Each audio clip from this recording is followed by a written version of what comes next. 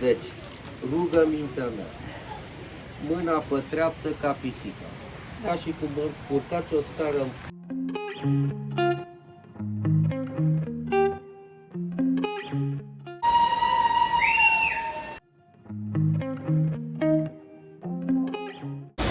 Ține-te bine de mâna.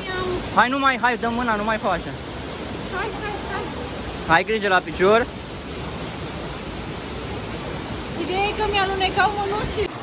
Hai, și acum vă las, e rândul meu, urați-mi succes! Ia! Oh! Hello, dragilor, bine ați revenit la un nou vlog. Astăzi urmăm traseul cu Galben. Mergem la canionul 7 scări.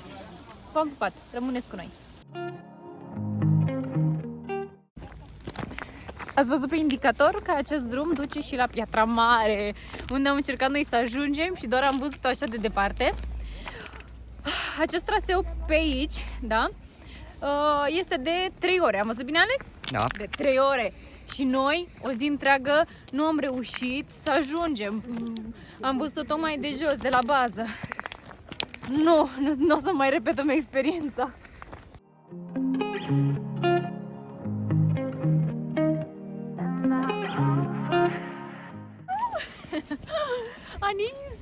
Anis și zăpadă.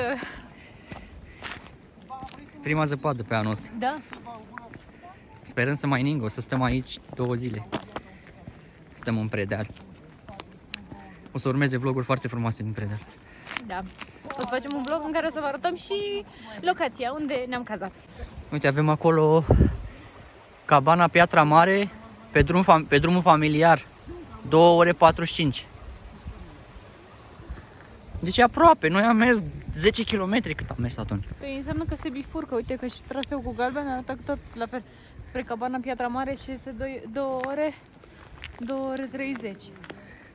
Oricum, noi nu o să mergem astăzi la Da, Piatra pentru Mare. cine vrea să vadă vlogul de la Piatra Mare, Da, cam printre primele noastre vloguri. exact, o să vă lăsăm aici vlogul, să vă uitați și voi. Ce am pățit atunci, merită să vă A uitați. fost horror, ideea este că la un moment dat n-am mai filmat pentru că am intrat în panică.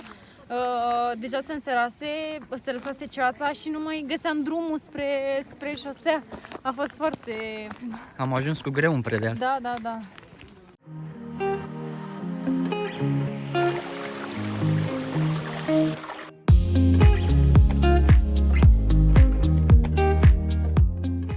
Dragilor, să știți că este un traseu de 45 de minute până la canionul 7 scări. E un traseu pe care îl pot face și copiii și oamenii mai în vârstă. Așa că vă sfătuiesc, dacă nu ați fost sau dacă ați fost, să reveniți.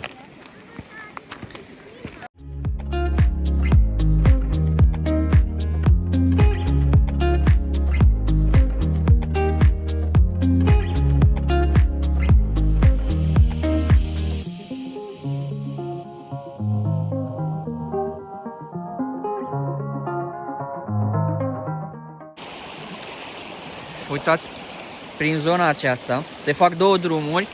Unul e în sus, pe aici. Și noi am ales să mergem pe aici, pe varianta de jos. Am înțeles că este puțin mai grea și trebuie să trecem peste apă.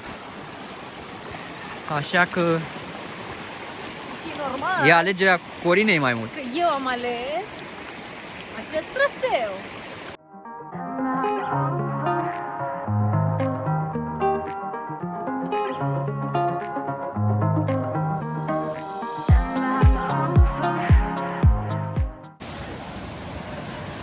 Hai să coborâm, să vedem cascada.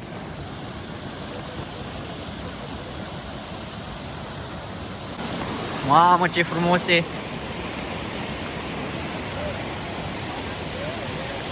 Oricum, de sus se vede mult mai frumos. Ia uitați ce frumos e!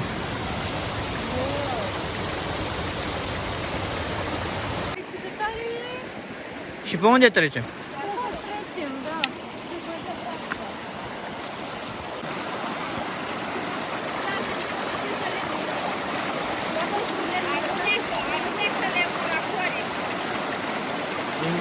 Cred că o să faci baie tu. Am reușit să trecem.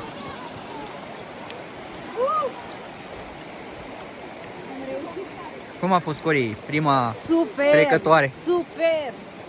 Prima? Ce mai sunt? Nu știu. Poate da.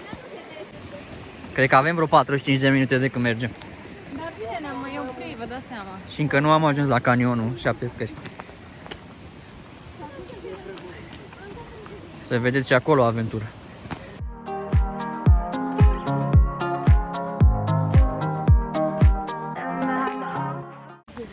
Gata, după o oră am ajuns la cabana 7 scări. Deci, rugămintea mea, mâna pe treaptă ca pisica. Ca și cum urcați o scară în pod. Da. Aveți forță mai mare, mă refer la fete. Da. Mănânc să vă dau mănânc dacă nu aveți. Merge un băiat în spatele unei fete, da? La ieșire din canion, mai aveți 3-5 minute până la intrarea în canion. La ieșire din canion, țineți dreapta, punctul roșu, vă duce înapoi aici, da? Da? Cu selfie. Faceți o poză, o ceva, nu zice să nu, dar nu într-un picior pe scara aia lungă. Nu, clar. Deci nu vă jucați, nu vă împingeți, să depus un pic de gheață și imediat alunecați. Da? Da. Cât sunteți? Gata, am cumpărat bilete, 10 lei de persoană. Și dacă aveți carnet de student sau copil, este 5 lei. De aici mai avem 5 minute până la canion, scrie și aici. Domnul ne-a făcut instructaj, hai să fim responsabili.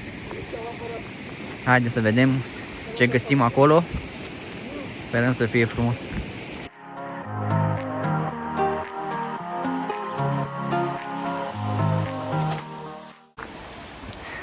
Cori, prima scară din cele 7.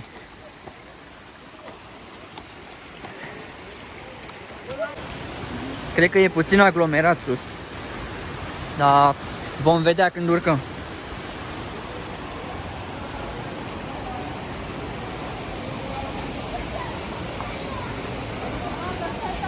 Ce scrie acolo? Acces pe timp de iarnă în canionul 7 scări interzis. Știți cum alunecă pe jos? Vai de mine!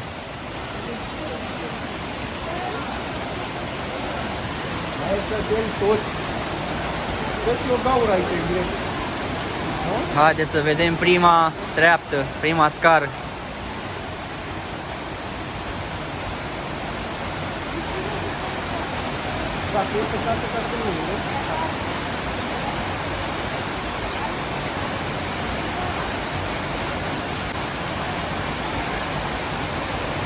Mamă, dar ce drepte sunt! Mai drepte, Alex. Serios? Mai drepte ca astea. Hai de capul meu. Mă, de ce să fie frică? Uite, fii atentă că pui piciorul și pui foarte bine piciorul. Gata, a trecut Cori. Am ajuns sus, uitați cât de greu este.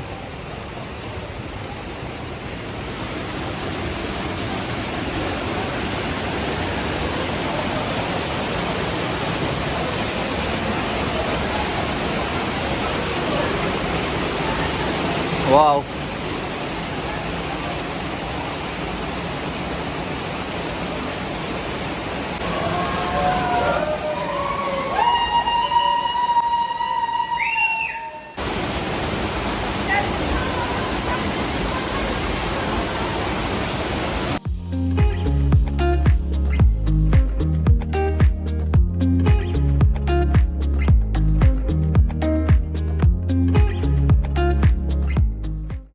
Ei, să vină și Cori!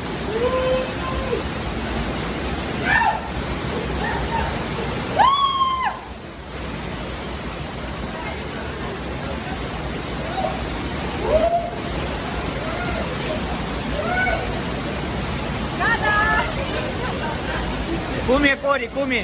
Este super! E prima dată când venim aici și nu vine să crede ce am găsit. Deci chiar suntem foarte încântați că am putut ajunge.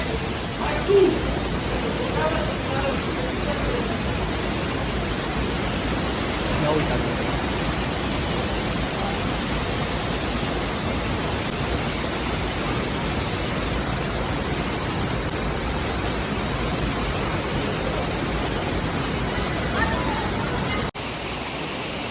Hai, Alex!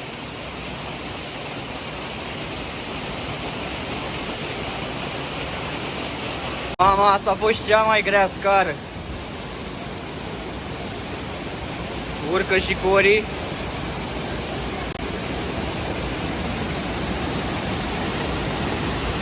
Hai să-ți dau mâna. Ține-te bine, dă mâna. Hai, nu mai, hai, dă mâna, nu mai faci așa. Stai. Hai grijă la picior. Ideea e că mi-alunecau mănușile. Că au început să înghețe și nu mai mă puteam ține foarte bine de fier. Dar acum e ultima scară, e foarte grea. E foarte grea. Mai mă și picora.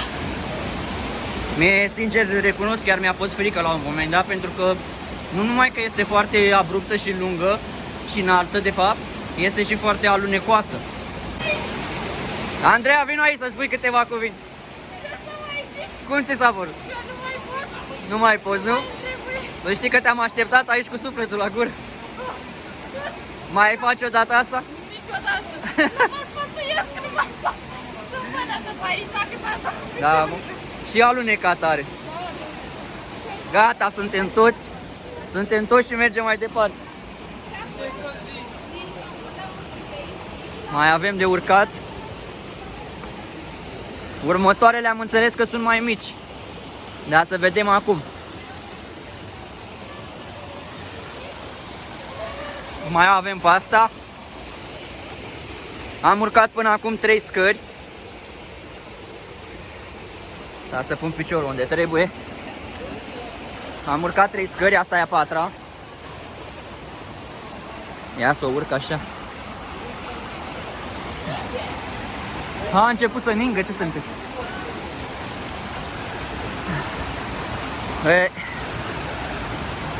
Cu o mână e mai greu. E și Gabi în spatele meu? Sau cine e? Gabi, tu ești? Vezi că alunec aici, aolo.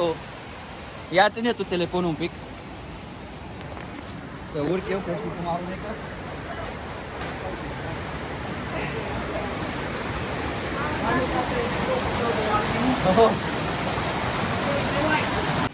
Ce ai, te doare piciorul? Un fleac, le-am ciuruit.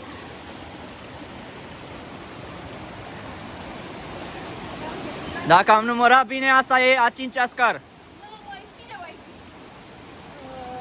1, 2, 3, 4, a 5-a, da.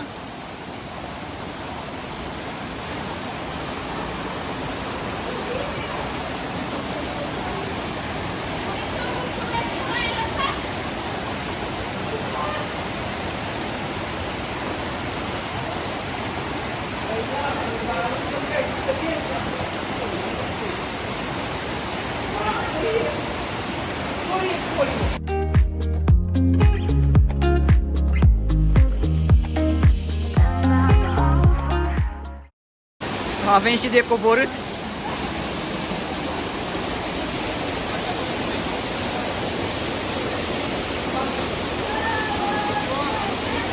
Asta se pune la numărătoare că e de coborât.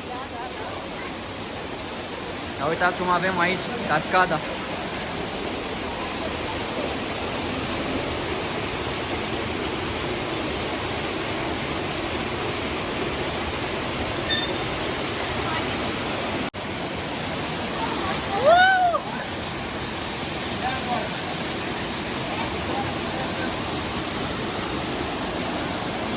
Cât e de frumos!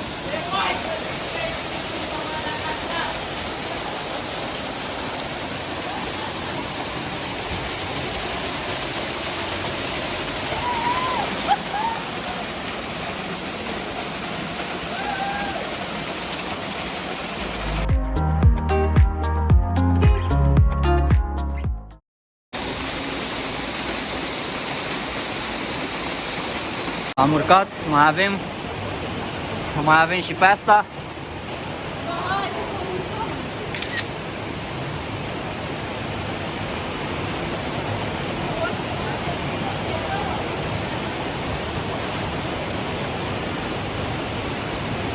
Ne vedem sus.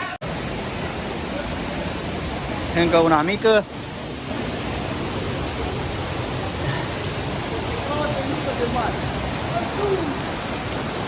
Cred că am trecut de așa pe scară, dar tot am mers. Nu o să mai urcăm mult timp de acum încolo scări. Zic, nu o să mai urcăm mult timp de acum încolo scări. Hai că mie îmi place.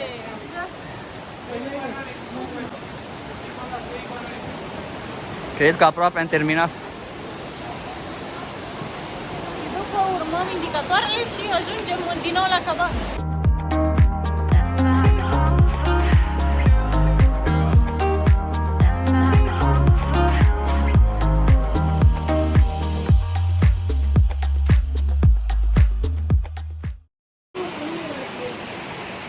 Am preluat telefonul. Eu înghețam mâinile lui Alexandru, așa că o să filmez eu de acum încolo. Nu știu cât timp, că și mie au început să mă înghețe.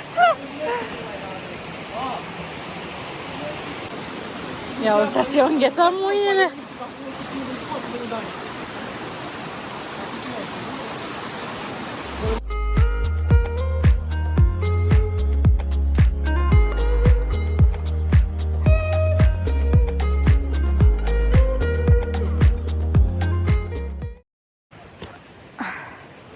Gata, și acum trebuie să urmăm punctul roșu, așa cum ne-a zis domnul de la bilete. Hello, hello. Hello, hello. Gata. Așa, acum o ții tu pe mine.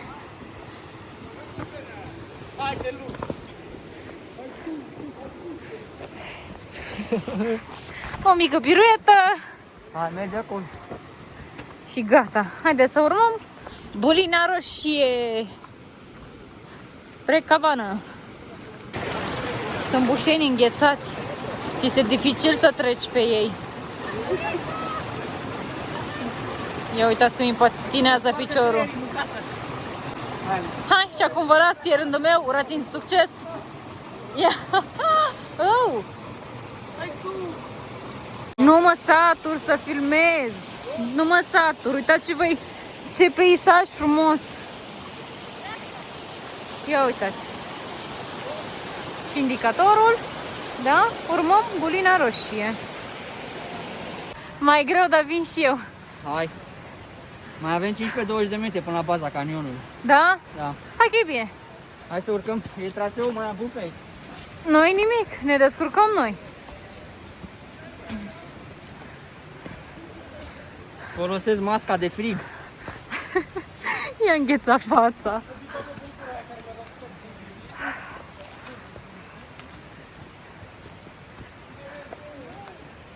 Ce merge după efortul ăsta? O ciorbică. Aoleu. Tu ce crezi? O ciorbică. O ardei iute. Așa, cu pâine de casă. Da. Și știm deja unde. Sper să fie deschis. Noi de obicei mâncăm la cabana schiorilor din Predeal. E lângă Pârtie.